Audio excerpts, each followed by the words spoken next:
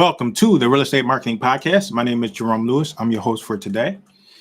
The Real Estate Marketing Podcast is a podcast where we talk real estate, marketing, business, and leadership. We talk these things for real estate agents, real estate investors, and real estate entrepreneurs. The Real Estate Marketing Podcast is a podcast that has two purposes. Purpose number one, to educate and inform our audience and listeners. Purpose number two, Neal, to highlight you, your business, your service, or your product in a way that provides value to you, including market exposure and content creation. With that, today we have a very special guest, Neal Bawa. Neal Bawa is a technologist who is universally known in real estate circles as the mad scientist of multifamily. Besides being one of the most in-demand speakers in commercial real estate, Neal is a data guru, a process freak, and an outsourcing expert. Neal treats his $660 million portfolio, multifamily portfolio, as an ongoing experiment in efficiency and optimization. The mad scientist lives by two mantras. His first mantra is that we can only manage what we can measure. His second mantra is that data beats gut feel by millions miles. These mantras and a dozen other disruptive beliefs drive profit for his 1,000 plus investors. Neal, I'm excited that you're here. Welcome to the show. Thanks for having me on the show. I'm super excited to be here. I'm excited to have you here, Neal. So I just read your bio. Take us on a journey. Tell us about your story and how you got involved in real estate and multifamily. That was just an obsessive focus on data analytics and what it really can mean for real estate profits. I'm a technologist, data scientist, computer science degree, was running a technology company in Silicon Valley from 1999 to 2013, so 14 years. And as I was running and growing this company, I live in California, big fat tech salary. So I was making a lot, but not keeping a lot. I was paying, 40+% of my income to the man. And that became very frustrating. And in 2003, my luck changed when the senior partner in the firm decided to build a campus for our business, for our technology education business, rather than renting a space. And I was involved in that process. So most people start in real estate with a fix and flip, or, maybe that it's a single family rental. I started with a 30,000 square foot built from scratch custom campus. And it was a trial by fire. Boy, very little sleep for between, June 2003 and July 2004, because we were basically running a business with hundreds of employees during the day and then designing a building at night. And being, general partners and architects, no investors, no loan. It was basically all our company cash. And we learned a lot through that experience. We screwed it up in 25 different ways, and that's the best way to learn. And when we finished, we realized that our income had gone up because this campus was really helping grow our business. But our take home had also gone up at the same time, because our taxes were going down because of all the depreciation that we were getting from this building. And that was the first time I got introduced to this thing called depreciation. Jerome, I can't tell you how many smart people there are in technology, millions of very smart people, all earning $200,000 a year and above, that don't know what depreciation is, that don't understand the power of real estate, don't understand the power of what depreciation can do for them. They believe that, they should work 15 hours a day like I did, just so that they can make more. No, I don't want to work 15 hours a day. I want to understand how I can keep more, and I can do it legally. And that started my journey in 2003 towards real estate. I mean, just the fact that we were building a company campus, nothing to do with me buying or flipping or doing anything in real estate itself. Thank you. I appreciate you sharing that. And you mentioned depreciation. Can you help us understand what depreciation is and why it's so important? Depreciation is what makes, in my opinion, real estate the best authorized tax scam in history. Nothing offers depreciation the way real estate offers it. Not stocks, not bonds, not any other kind of asset class, because real estate still offers capital gains just like stocks do. But stocks don't depreciate. Depreciation is a paper loss where the value of a building is written down over time, right? So a building that you buy for $10 million, its value is written down over time in your taxes, even though the building's value is actually going up and it's producing cash flow. So not only is it possible for you to be making significant amounts of cash flow while showing negative income for the property, it's actually common for that to happen. It's common to have significant profits while showing significant losses. Now these losses do get recaptured when you sell the property, so hopefully you don't sell it for very often. So if you sell it after 2 years, you haven't gotten a huge benefit out of depreciation. But if you sell it after 5 or 7 years, then you've got a big benefit out of depreciation, because you basically kept all of that money, and hopefully you reinvested that money tax free. And the year that the depreciation was recaptured, the sale of your product, hopefully you used a different real estate tax methodology called 1031 to shelter the profits that you made in the 5 to 7 year journey. So the combination of depreciation and 1031, both of which are, depreciation is not unique to real estate, but it's the most powerful in real estate. 1031 is unique to real estate. The combination of these two makes real estate on a post-tax basis by far the best asset class in the world. Not, when you compare post-tax to stocks, to bonds, to anything else out there, maybe crypto might be better if you got in 2009 or 2010 or 2011, if you got in early into Bitcoin. But other than that, I don't know of any asset class that on a post-tax basis approaches the profits of real estate. Thank you. And I that's what I appreciate you learned. sharing that. I appreciate you sharing that. One of the things that keeps coming up when I invest in like single family and I deal with like sellers, and sometimes they want to sell their money and they're like they want to get out of it. And 1031 comes up. We tell them about what it is and they don't fully understand that. So can you help us understand the important like 1031 and why it's powerful, why it's impactful, like you did with the depreciation? Sure. Let's say you buy an asset for $1 million and you sell that asset at some point down the line, so that the investors, let's say there's only one investor, let's keep the example simple, right? Mhm. So Jerome basically bought a building for $1 million. And when he sold this building, he made $500,000 in profit on this building. Maybe he kept it for 5 years. Mhm. Now, on this $500,000, let's say Jerome lives in California like me, right? In that case, he's going to pay about 23% capital gains on this. He's going to pay about, 10, maybe 10% California tax. So you're paying basically a third of that $500,000 to the IRS in the year of sale. Now, what you can instead choose to do is that you can take that entire $500,000 gain and you can reinvest that gain along with the original investment. So you originally invested $1 million. So you take that million, you take the 500,000, and you put that $1.5 million into another property using a mechanism called 1031. There are rules to follow. So you can't basically sell the property and then follow the rules. You have to follow the rules before you make the sale. So you have to prepare for it about 90 days before you sell the property. You have to hire a 1031 intermediary. So there's steps to do, but they're not the hardest thing in the world. You can watch a 10-minute YouTube video and figure out everything that you need to do. And then you have a certain amount of time to identify the new property that you're buying, and then you have a certain amount of time to buy it. So you can't just do this without following the rules, but most people are able to follow the rules. So within 6 months, if you buy another property that you've already identified before, now that entire $1.5 million has gone into this new property. And that $500,000, you haven't paid any taxes on it. Now, 5 years later, let's say that this property you sell, and on the new property that you bought, you made $1 million in profit. So you still have your million original invested, you 500,000 from the first property and $1 million from the second. Now you have $2.5 million, of which $1.5 million is profit. Well, on that $1.5 million, you would have paid at least $500,000 in taxes, and our tax system is progressive. So you probably would have paid more like 600,000. You can do the same thing. You can roll over this entire principal and profit into another property. So I personally know many people, dozens of them, that have been doing 1031 rollover since the 1970s or 80s and have not once paid taxes. Now, how does it end, right? At some point, it has to end. The answer is it ends with your death, because when you die, there is a different kind of gain which brings up the property's value to its current level. So let's say now the property that you own now after 40 years of 1031ing is worth 10 million.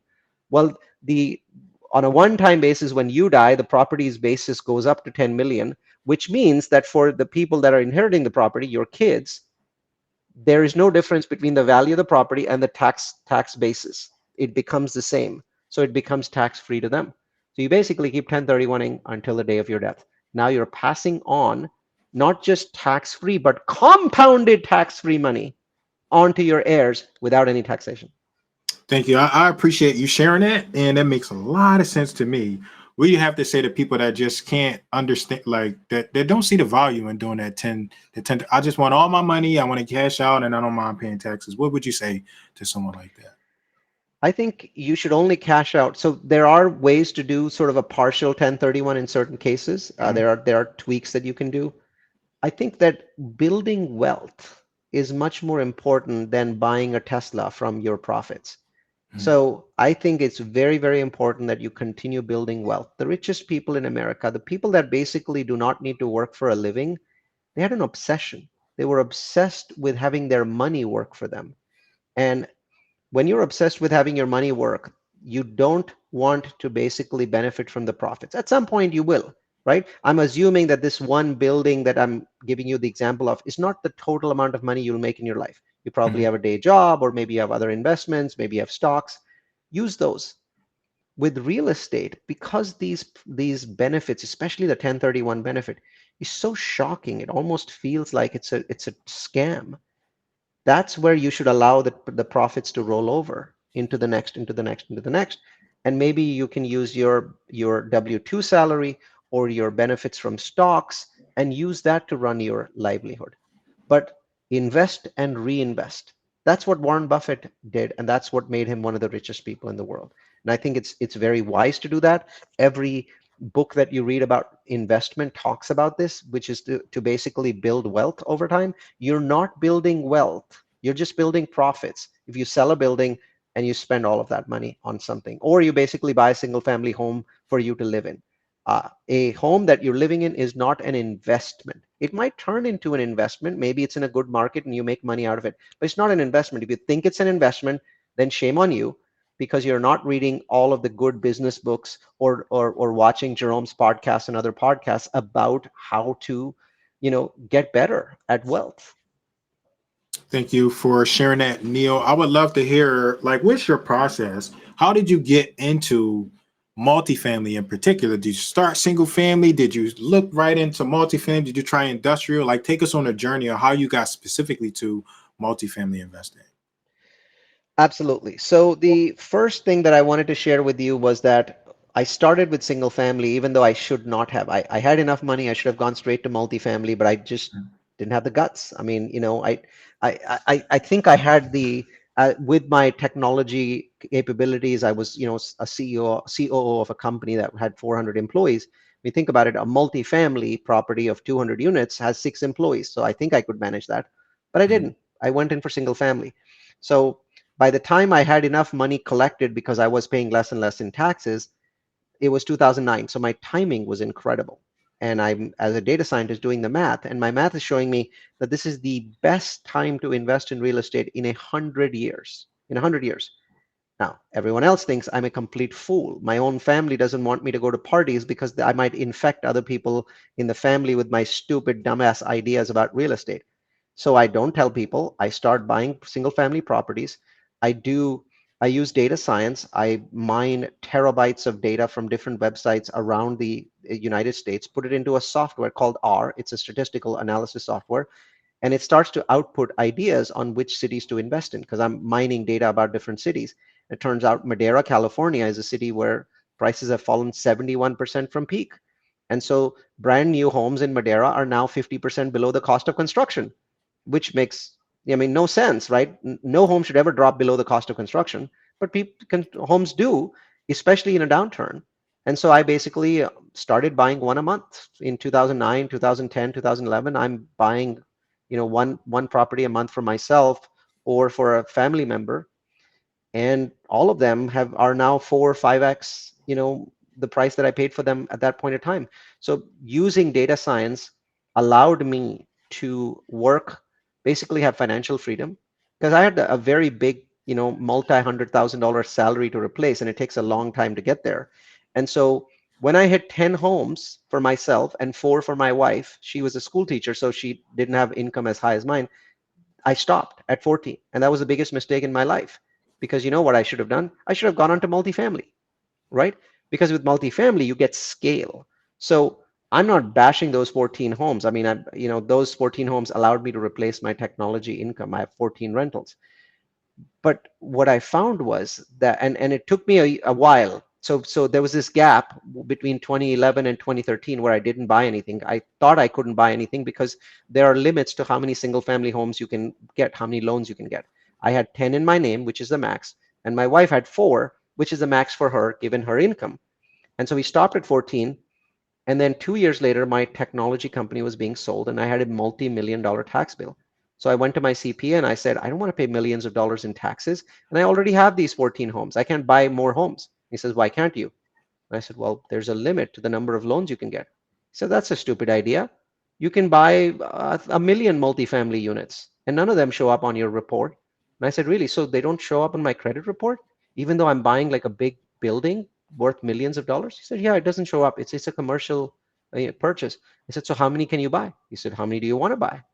And so I basically, uh, between 2009 and 2013, I'd been publishing data for free from all the things that I was learning from all the scraping of the websites that I was doing, Zillow, Trulia, Bureau of Labor Statistics. I was basically scraping all of these websites.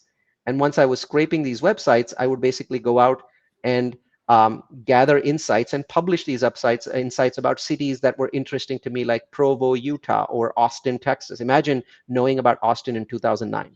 Imagine knowing about Provo in 2010, right? So I was publishing all this data, and there's this community of sort of geeky investors in Silicon Valley that was forming around me. A lot of them were making great money, and so they had the same tax problems that I had. And I'm not asking them for anything. I'm not selling anything to them. I'm just publishing this data and holding meetup groups. I was actually holding a meetup inside my technology business. So I had big conference rooms and I would hold meetups there. And so Jerome, basically, I was self-marketing without realizing it. I was basically building a marketing database of people that had trust in me and thought of me as a trusted advisor between 2009 and 13 without ever asking them for money. So when I did get my first multifamily property in contract and I'm pissing in my pants thinking, how am I going to raise the money? Guess what? I already had a database. And I invited those people, shared my ideas with them over Zoom, and sold out my first project. And then I realized, hey, I've just sold my company. I had a golden parachute, so I had to stay on for a year. And I was like, well, over the next year, let's figure out if this is something I want to do on a full-time basis because, I was 42 years old. That's too young to retire. Um, so over that year, I transitioned into multifamily full-time. It was 2014. And since then, I have found 1,100 slightly nerdy, slightly geeky investors that like my data science, and they have given me $325 million. And my current portfolio size is 660 million. And these properties are in 17 cities in 10 states, all bought or built using the power of data science. And so it's been a great journey. It's been a very fun journey over the last decade as a real estate investor. I still think of myself as a technologist, and I don't think that'll ever change. I appreciate you sharing that because I don't think I'm as smart as you and those guys from Silicon Valley, but I got a technology background too, and I transferred over to real estate. There's some overlap there. If someone was like, you know what, I'm listening to Neal on Jerome's podcast, and I'm like a geeky, nerdy guy. I want to get involved in what it is that they're doing. How would they go about doing that? I think the simplest, quickest way Mhm. is to type the following 2 words into Google: multifamily university. So Okay. multifamily university should be typed into Google, and you'll notice that when you do that, go past the paid links and go to the first link that says multifamilyu.com. And if you go there, you'll notice that we archive our webinars. So in this year, we've had about 15,000 people sign up for our webinars. And these webinars are the geeky, nerdy data in a very easy to understand PowerPoint format. So the webinars are 45 minutes long. They have exquisite PowerPoints. I have a really nice design team.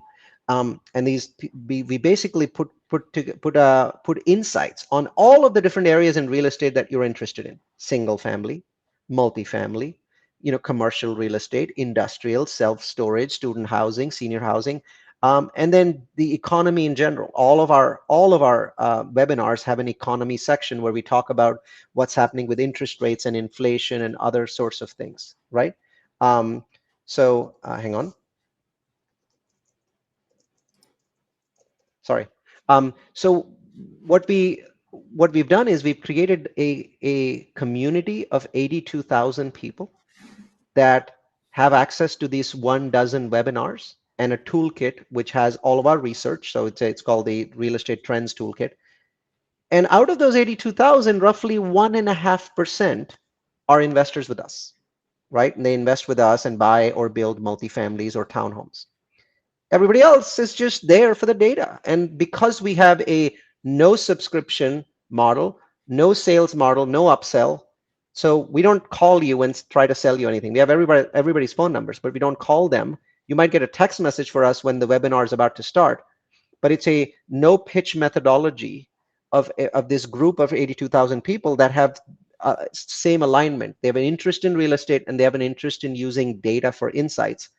And 1.5% of them are with us because in every webinar, we do spend 60 seconds talking about our upcoming projects. And that's it. That's my sales strategy, all of it. I love that. I appreciate you sharing that. And going back to your bio, we mentioned the two mantras, and I just want to you to expand on that. So the first one was, we can only manage what we can measure. Can you tell us a little bit more about that, please? Yeah, I think there's a delusion that most people have that you can actually manage without measuring. You can't. I mean, you can't tell that. Today, I was very excited because I went into a room and the people shared with me a survey. So we sent a survey. Mhm. So we spent $700 sending 250 people who live in townhomes a survey about what they like about the townhomes that they want to live in. So we send them pictures of the inside, pictures of the outside, pictures of amenities, pictures of community amenities like pool and clubhouse. And guess what? I've been doing this for a long time. I've built beautiful townhome communities. Jerome, I was completely surprised by the answer to those questions. You know why?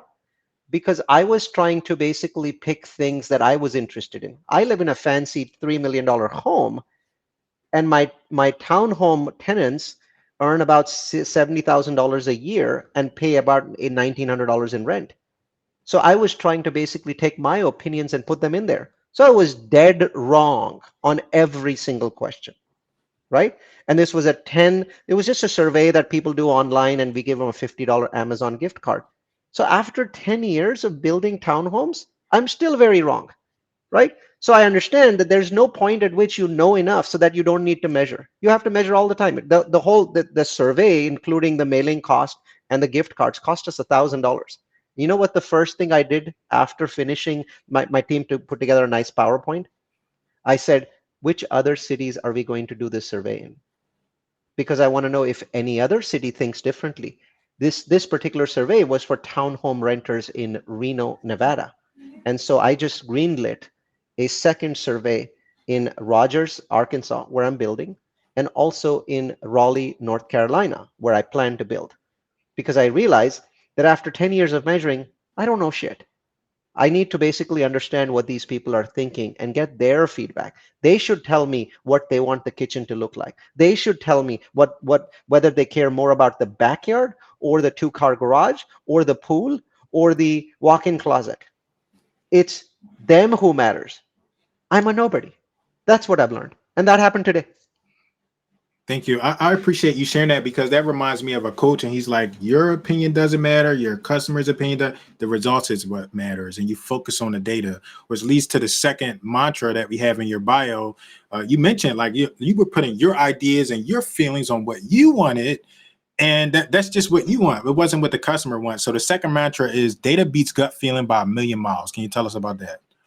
Yeah, so I have a person working for me that I think is one of the brightest people I've ever worked with. His name is Daniel Kaufman, right? Daniel, his last name Kaufman comes from the Kaufman and Broad dynasty, the KB Homes dynasty. So he's the Okay. grandson of the person that created KB Homes. So he's real estate royalty, right? I mean, Okay. and he's an architect. He's a licensed architect in multiple states, and he's very bright, right?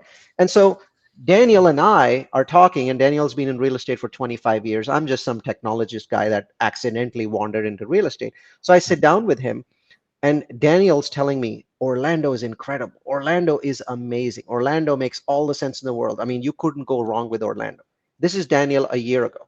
And so I'm like, okay, let's start looking at some pieces of land in Orlando. And he's like, why do we have to go elsewhere? I said, no. Could you please give me 5 markets and travel to 5?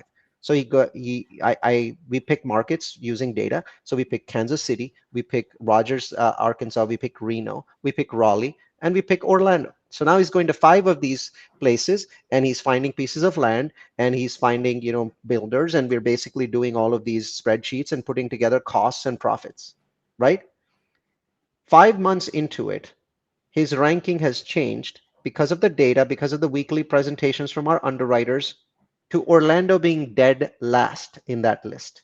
So much so that he, Wow. who lives in Orlando, has already sold his pieces of land in Orlando, has flipped them, and taken the money and invested in our Reno projects. Millions of dollars of his personal money, which he didn't have to invest, invested into my Reno projects. Because as you can imagine, the top of that list, far and away, was Reno. Did I like Reno before this? No, I live in California. I have actually a very snooty opinion of Reno just being a gambling den. And Mhm. it's just a place you stop to on your way to Tahoe for Mhm. skiing. But when I look at the mathematics of Reno, they are phenomenal. Basically, you do half the work and get double the profit in Reno compared to Orlando, Makes right? sense. And and that was his gut feel. He's real estate royalty, 30 years in real estate, architectural license, and he goes from Orlando being at the top of his list to being at the bottom of the list, where you can't hold a gun to this man's head to invest in Orlando right now. Now, I'm not saying Orlando is not a good place to invest in. I think it's a phenomenal market. But at the current moment, if you are building townhomes, it is a truly shitty market. Now, maybe you're buying single family homes there and doing well. Maybe you're buying multifamily and doing well. I'm sure it's a great market. But for our little vertical, what we are doing in 2024, it turns out to be a bad market. Now, why? Because we're comparing. We're using data to compare. Right? We actually looked at 25 cities, and then we filtered down to five, and Orlando came in dead last amongst those five. So this is why I tell people data beats gut feel by a million miles. It's not even close. Thank you for sharing that, Neil. I really appreciate it. When we were in the green room, you asked me to tell. I would love to hear about your mission, what you're currently doing. Tell us a little bit about that. Um, so I have bought a lot of properties and improved them. I have built a Mhm. lot of large properties. I currently have, properties in lease up, about 700 units. I mean, I'm talking Mhm. about, somewhere around $120 million worth of properties that are in lease up right now that I've finished building or almost finished building. I love that. I enjoy it. But I learned something over the last 6 or 7 years that really truly shook me to my soul, because I would send surveys. I like doing surveys. I would send surveys to my tenants, and I would ask them I'd ask them many questions. One of the questions that was very key is this your home? Is this your home? 4 words, right? And in my apartment complexes, which I was very proud of, with infinity pools, big clubhouses, and sexy looking 9 foot ceiling, granite countertop, when I would ask people, is this your home? 20% would say yes, which I hated, because what they thought of was my beautiful brand new apartment complex was just a milestone for them on the way to something else, which was probably homeownership. But since COVID, the average American mortgage, monthly mortgage, is up 111%. Incomes are only up 19.6%. The mortgage is up 111% since COVID. Incomes are up 19.6%. So now roughly 18 million American middle class families have turned into forever renters. They will never catch up to that mortgage. They're forever renters. They don't know this, but they're forever renters. Maybe 1% out of those 18 million will catch up because they got big salary hikes. Everybody else is a forever renter. And what I found out is they don't want to live in my apartment complexes. They live there because they have no choice. So I started getting obsessed with this idea of, what do they want to live in that I can make today? Right? Single family homes? No, too expensive, because this is this middle market audience. If they make more than 100,000, they're buying single family homes. There's lots of great builders out there like KB Homes. I don't need to play there, right? They already have a solution. But what if their income was between 65,000 and 100,000? Well, then they basically can't qualify for a single family home in most markets in the US. Not in every, maybe in Detroit they can buy it. But even in cheaper markets like Phoenix or Houston, they can't qualify under $100,000. So they're forever renters. So my question was, What's the next best thing if single family is lost to you forever? And the answer I found was townhomes for rent. Townhomes for rent. Because in all of my surveys, here's what people have told me. The three things that we care about are not infinity pools, not gyms. They're not, amenities throughout the community. We care about these three things. At least a one-car garage, at least a small backyard, and nobody living above and below me. These three things don't occur to anyone. But through surveys, I figured this out that people think that these three things mean that you're now living in a home.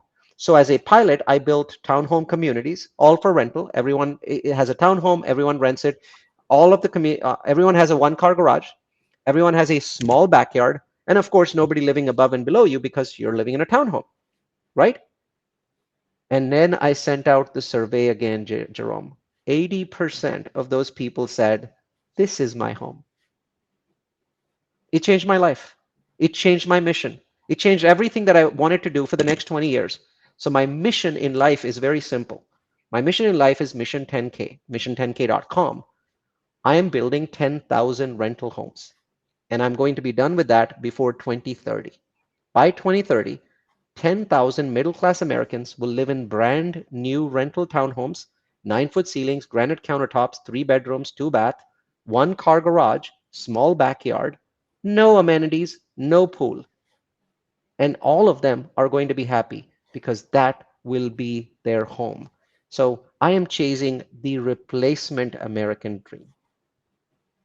I appreciate you sharing that. And like I have a marketing background, so I understand marketing. You just gotta ask people what they want. And that's what you did. That's the beauty. We think we're fancy and specific. You just ask them and they tell you what it is and you give it to them. That's the beauty of it. So Neal, I was expecting you to say something else. That was really heartwarming and touching that you said that. It's a beautiful mission. You did mention a website, you mentioned what you were doing before, but tell us again. Mission10k.com, Yeah. right? So please visit mission10k.com and you'll learn a lot because I found it to be the most profitable opportunity out there for one simple reason. When I have apartments, even brand new ones, Mhm. people leave every 2 years. And that hurts the profit a lot because you lose a month of rent and then Mhm. you lose a month in cleaning up the apartment, repainting it, and all of the associated costs. So you're losing 2 months out of every 2 years in profit. And really, most of your profit these days, because everything's so expensive, is the last 2 months every Yeah. 2 years. So you're losing half of your profit, right?